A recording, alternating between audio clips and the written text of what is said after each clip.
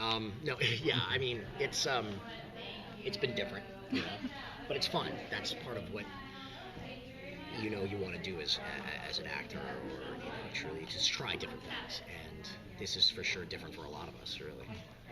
How tough was it to commit to another series? It was tough because I was just finishing a fourth year on Nikita, and I think in this case we knew we were doing our last season, which is an advantage that most people don't have. So we kind of went in knowing it was a small amount of time, and we could start looking at other scripts and start looking if we wanted to do other TV or film or whatever it was. And with television just being out of control in a good way these days, there's like no pilot season anymore. So we didn't cable casts and create stuff whenever the hell they want to at this point. So I thought I'd have at least until next year, meaning January or February, to look for if I even wanted to do another series. And this one, it was like 6 pilots I was sent from a million different cable companies, and this one stood out, and it was actually a director on Nikita who has no affiliation with this show, of SALEM, had read it and said this was the best pilot he had read in a very long time, and I had to agree. It's just, I know being supernatural and about witches and that being a popular thing right now, it's just done so differently, and it just stands out, especially when you get it past the first episode and get into the next ones, that it's truly unique. And I mean, if I knew no one on the show, just as a fan, I would watch the show for sure. I can honestly say that. I'm bad with TV, so I'd probably start season 2, binge watch like I just did with Game of Thrones. But I would actually be interested for sure. Well, how weird was it to be working with Alexander Berkeley again on another show?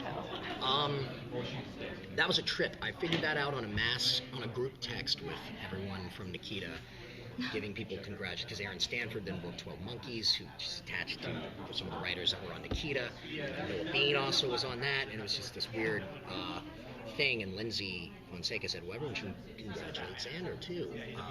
And he said, I was like, it's the show I just booked, what the hell? And it was a very, very random thing, and I think he's here. I think he might join us later. Way in his element. Like, he's having the time of his life. This is like right down his alley. He plays crazy well. He does. I mean, he's got one of the cooler characters. I don't even know if I can say that, because every character is so oddly wonderful on the show, or where, at least from a starting point.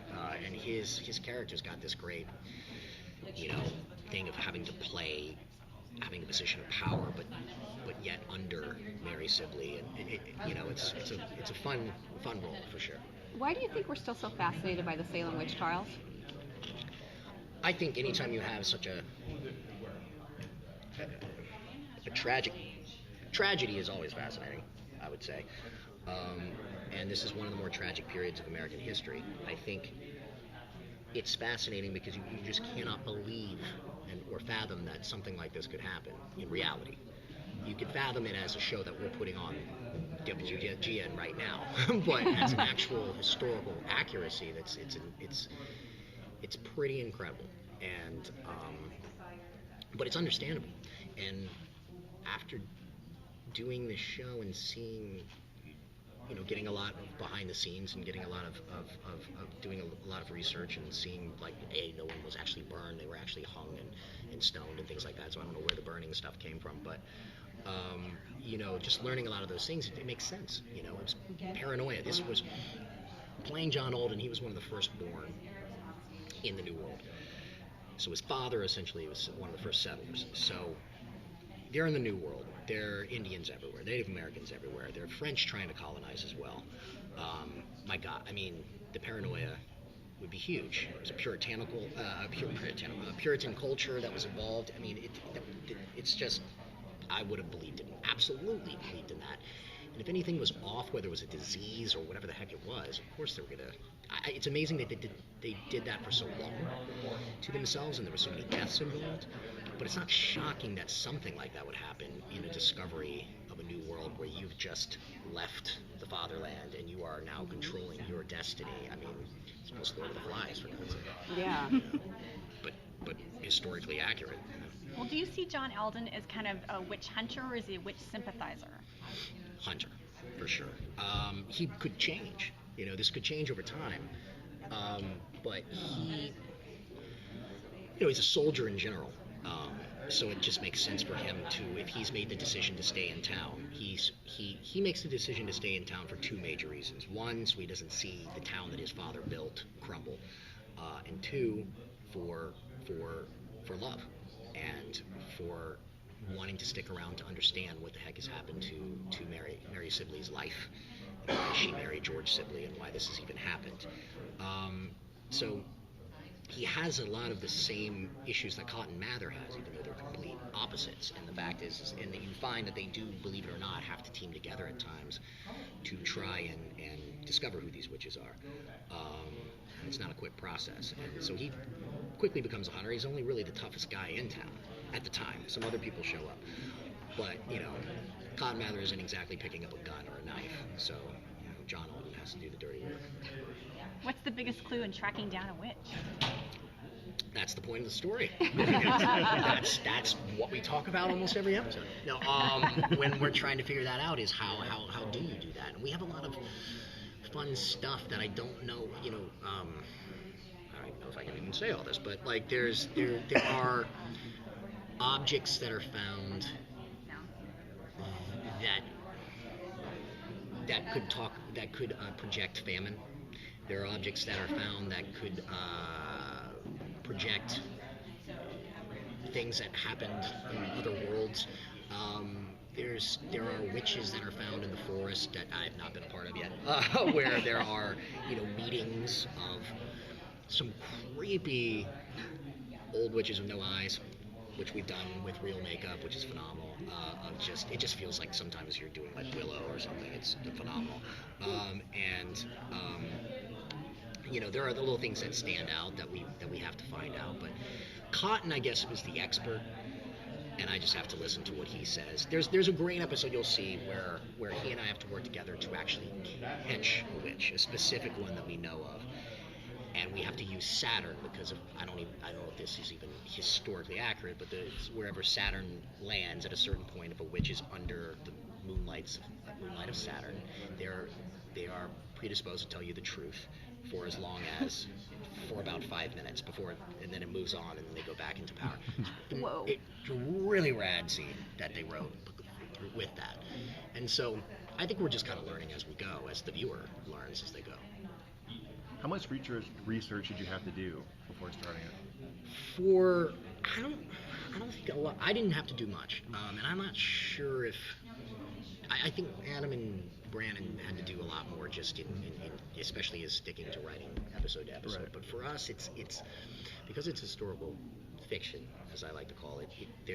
There's only so much that you can follow. Mm-hmm. It's John Alden apparently was one of like 9 kids. We haven't talked about any of his brothers or sisters in Salem because that's just ridiculous. We have enough characters to deal with as it is.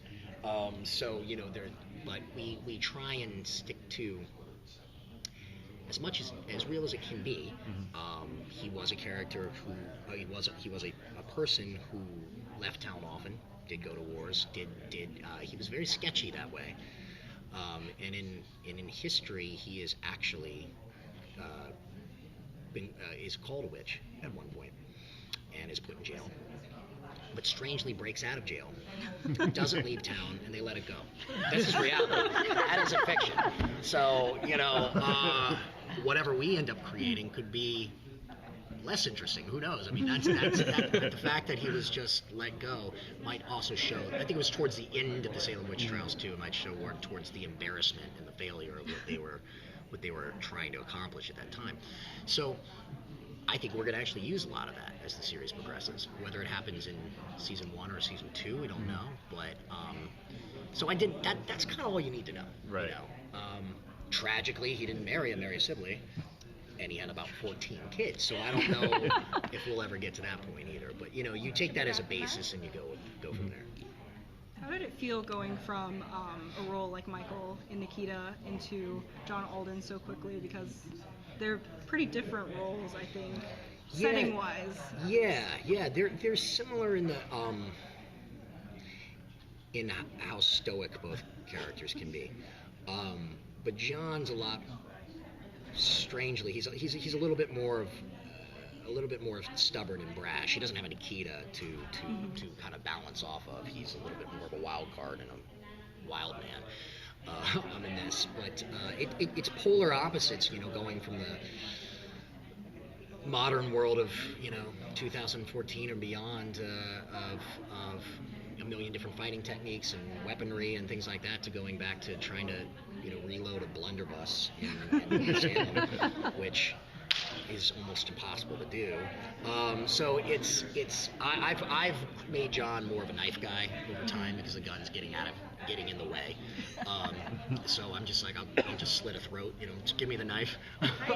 So it's definitely been different, but it's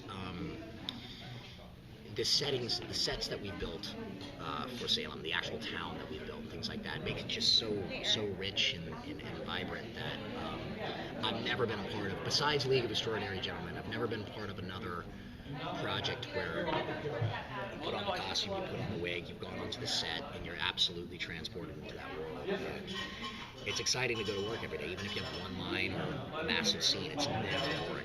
It's a lot of work, but it's never boring. Thank you. Thank you.